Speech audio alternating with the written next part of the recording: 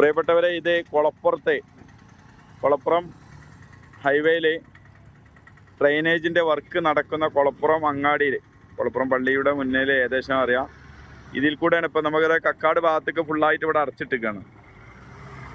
തൃശ്ശൂർ എറണാകുളത്ത് ഭാഗത്ത് പോകുമ്പോൾ ഒക്കെ ഇതിൽ കൂടെ വണ്ടി ചുറ്റിക്കാണ്ടാണ് പോവല്. ഇവിടെ നിന്നിട്ട് അടിയിൽ കൂടെ പോകണം.